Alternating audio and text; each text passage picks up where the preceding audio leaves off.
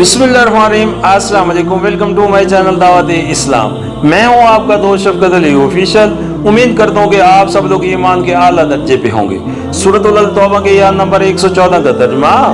इब्राहीम ने अपने बाप के लिए जो दुआए मग़फ़िरत की थी वो तो उस वादे की वजह से थी जो उसने अपने बाप से किया था, मगर जब उस पर ये बात खुल गई कि उसका बाप खुदा का दुश्मन है तो वो उससे बेजार हो गया।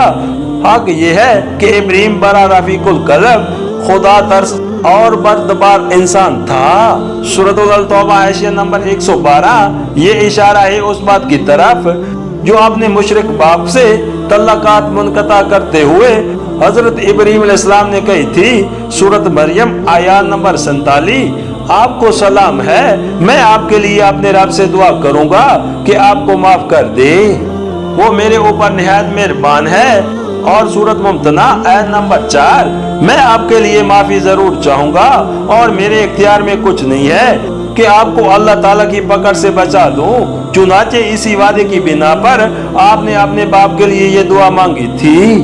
सूरत शोरा आयत नंबर 86 ता 99, और मेरे बाप को माफ कर दे, बेशक वो गुमराह लोगों में से था, और उस दिन मुझे रुसवा न कर जिस दिन सब इंसान उठाए जाएंगे, जबकि ना माल किसी के कुछ काम आएगा ना औलाद। निजात सिर्फ वो पाएगा जो अपने खुदा के हजूर बगावत से पाक दिल लेकर हाजिर हुआ हो। ये दुआ अव्वल तो खुद इंतहाई मोहताज लहजे में थी, मगर उसके बाद जब हजरत इब्राहीम अलैहिस्सलाम की नजर उसकी तरफ गई कि मैं जिस शख्स के लिए दुआ कर रहा हूँ वो तो खुदा का खुलम खुला बागी था और उसके दीन से सख्त दुश्मनी रखता था, तो वो उससे भी बाज आ गए और एक सच्चे वफादार मोमिन की तरह उन्होंने बागी की हमदर्दी से साफ साफ तबलीग कर दी, अगरचे वो बागी उनका बाप था जिसने कभी मोहब्बत से उनको पाला पोसा था।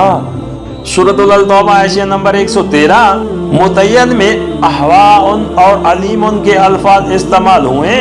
अवाउन के मानी है बहुत अहम भरने वाला, जारी करने वाला, डराने वाला, हसरत करने वाला, और हलीम उस शख्स को कहते हैं जो अपने मिजाज पर काबू रखता हो, ना गुस्से और दुश्मनी और मुखालफत में आपे से बाहर हो, ना मोहब्बत और दोस्ती और तल्लक खातिर में हद इत्तदाल से तजावज कर जाए।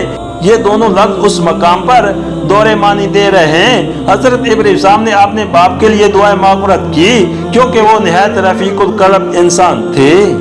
उस ख्याल से कांप उठे थे कि मेरा ये बाप जहन्नम का ईंधन बन जाएगा, और हलीम थे उस जुल्म और सितम के बावजूद जो उनके बाप ने इस्लाम से उनको रोकने के लिए उन पर ढाया था।